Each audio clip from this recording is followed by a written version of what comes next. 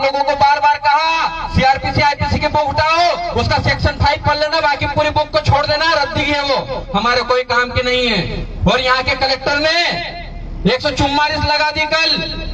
उनको वो शायद मसूरी से सैडन से ट्रेनिंग लेकर नहीं आए, उनको पता होना चाहिए था, उनको पता होना चाहिए था कि उनसे 100 नंबर बड़े 244 वाले लोग आदिवासी लोग हैं। उसका उनका 144 उनके तक 244 का पावर आदिवासियों का पावर है, ये चीज आपको समझने की जरूरत है।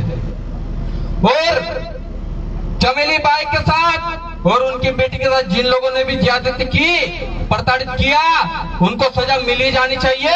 नहीं तो रामदेव भाई ने कह दिया 1 घंटे के लिए टंटे मामा बन गए ना, सिर्फ 1 घंटा।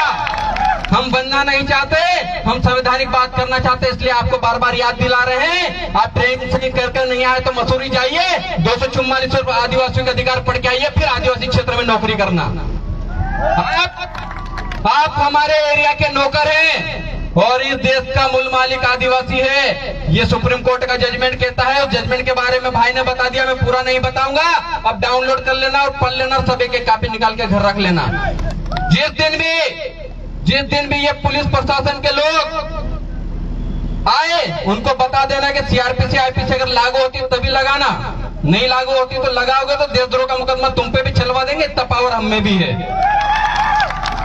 और सबसे ज्यादा दुख इस बात का होता है, इन चीजों के बारे में हमको पहले ही पता हो जाना चाहिए था, लेकिन हमारे समाज से जो नेता बने, चाहे वो कांग्रेस के हो चाहे बीजेपी के हो, उन्होंने कभी नहीं कहा कि तुम संविधान पढ़ लो।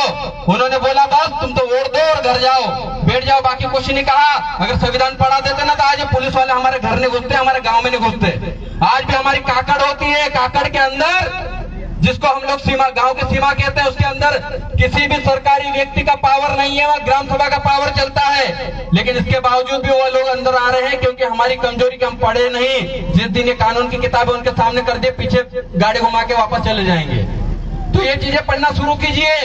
और अभी मैं बैठा था और यहाँ पर मुझे वन विभाग वाले साथी द्वारा प्रताड़ित किए गए कुछ लोग आए थे, उनसे कहना चाहता हूँ कि जो जंगल है वो जंगल के मालिक आदिवासी हैं। आपका वन अधिकार अधिनियम 2006 में पैदा हुआ और आदिवासी सबसे पहले धरती का मूल बीज है, उसको उसकी जमीन से निकालने का काम मत करो। अभी कसरावद में 3 दिन पहले एक आदिवासी भाई को फॉरेस्ट विभाग ने नोटिस दिया। मैं वन विभाग से पूछना चाहता हूं कि उन्होंने नोटिस किस आधार पर दिया। आपको आदिवासी को संरक्षण और सुरक्षा की जिम्मेदारी दी गई है, ना कि उसको उसकी जमीन से बेदखल करने का कहा गया है। इसके बावजूद अगर बेदखली की जाती है, और आज देखो वो भाई अपनी जान गंवा दिया, वो जान आत्मसम्मान में गवाया कि मेरी झोपड़ी को गिरा देंगे, उनकी झोपड़ी को खत्म कर देंगे।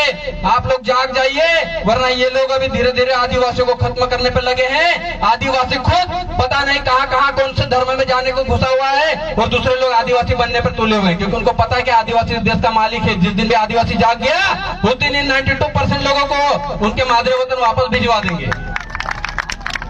इन चीजों को समझिए। हम कहीं हवा में बातें नहीं कर रहे, जितना सुप्रीम कोर्ट कहता है, जितना संविधान कहता है, उसी पे बात करते हैं। और आज भी प्रशासन आज के कार्यक्रम में अगर किसी को के ऊपर भी एफआईआर करता है, 144 उल्लंघन की धारा लगाता है, तो याद रखना जो धारा लगाएगा, जो विवेचना करेगा, उसको हम लोग सुप्रीम कोर्ट में घसीट देंगे और देशद्रोह का मुकदमा अब हम लोग लगाएंगे। क्योंकि पहले हम लोग नहीं पढ़ते, लेकिन अब पढ़ना लिखना शुरू कर दिया है। हम भी टंट्या भील की औलाद हैं, उनके विचार दिमाग में भी है, दिल में भी है, बस हाथों से कलम को चला रहे हैं। उन टंट्या भील के छोड़े हुए हथियारों को नहीं चला रहे हैं। आज भी घर में है, चलाना हम भूले नहीं, आज भी चला सकते हैं और आज भी उखाड़ के फेंक सकते हैं। इतना ही कहूंगा। आज जिस चमेली बाई के न्याय के लिए आए हैं, उसे न्याय दिला के रहेंगे। खरगोन के साथ ही लगातार उस चीज पे लगे हुए हैं।